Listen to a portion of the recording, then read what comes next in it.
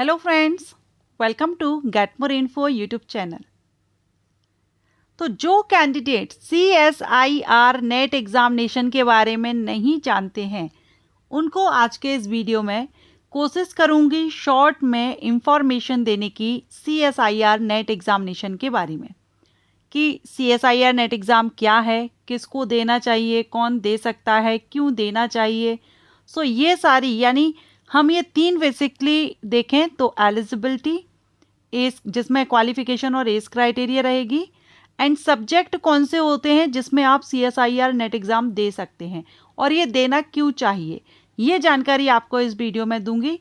Short में जानकारी देने की कोशिश करूंगी, आपको अच्छे से समझ आ जाए। और कंप्लीट देखने के बाद अगर आपको लगता है कि ये वीडियो से आपको CSIR नेट एग्ज़ाम के बारे में जानकारी मिली है जो आप चाहते थे, तो वीडियो को लाइक ज़रूर करिएगा। तो चलिए स्टार्ट करते हैं। सबसे पहले हम CSIR नेट एग्ज़ाम का फुल फॉर्म देखेंगे और ये एग्ज़ाम किसके द्वारा कंडक्ट कराया जाता है ये देखेंगे।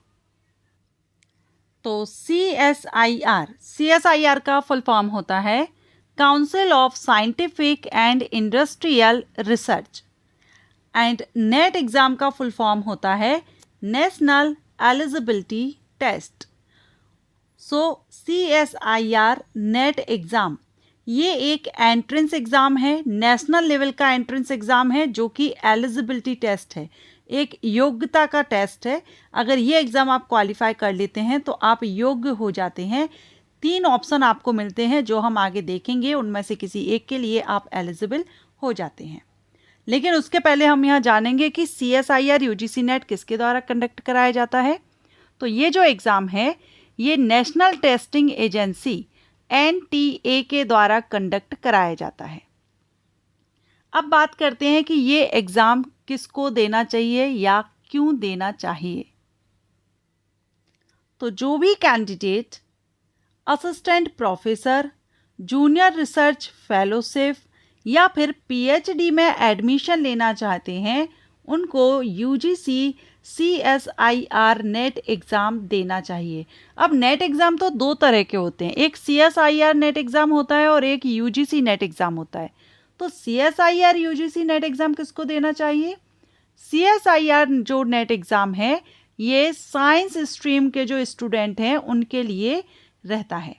ठीक है, अगर आप साइंस फील्ड से हैं, आपने अपनी जो क्वालिफिकेशन है वो साइंस स्ट्रीम से करी हुई है, तो फिर आप CSIR UGC नेट एग्जामिनेशन दे सकते हैं।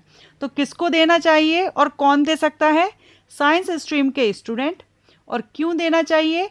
जो भी स्टूडेंट या कैंडिडेट असिस्टेंट प्रोफेसर, JRF या PhD में एडमिशन लेना चाहते हैं उनको वो science student CSIR UGC NET exam दे सकते हैं। और ये जो नेट एग्ज़ाम है ये साल में 2 बार कंडक्ट कराया जाता है। इट मीन्स कि आपको साल में 2 बार नेट एग्ज़ाम क्वालिफाई करने का मौका मिलता है।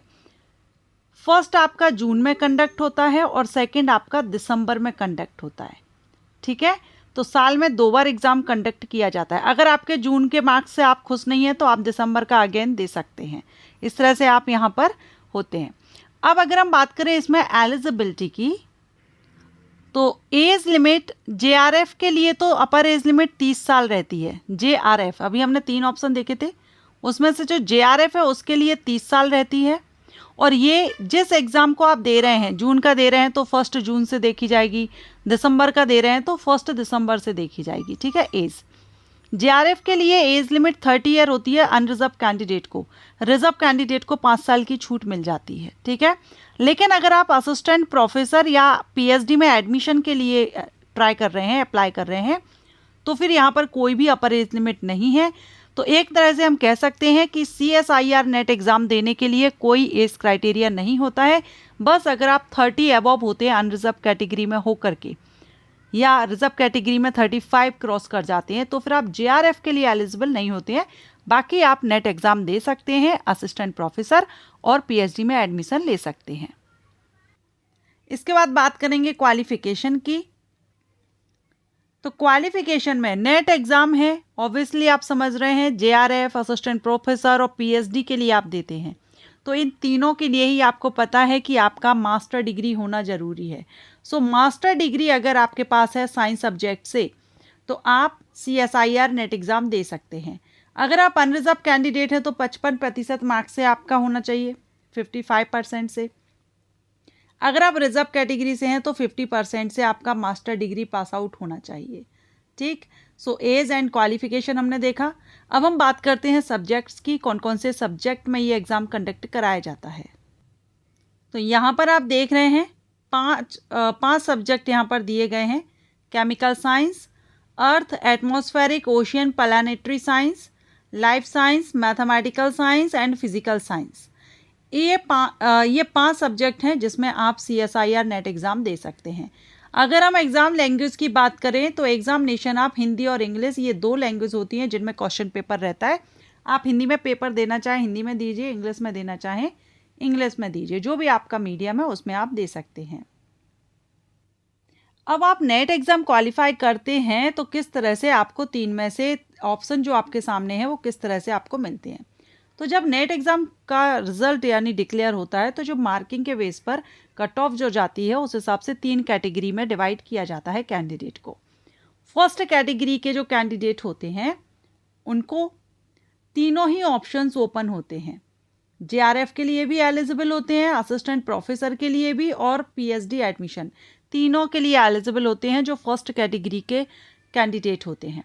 अगर आपके फर्स्ट मार्क्स थोड़ा कम है, आप फर्स्ट कैटेगरी में नहीं आ पाए, तो आप सेकंड कैटेगरी में अगर आ जाते हैं तो JRF तो आपके हाथ से निकल जाता है, लेकिन आप असिस्टेंट प्रोफेसर और PhD ये 2 ऑप्शन आपके पास रहते हैं, किसी की भी तरफ आप जा सकते हैं।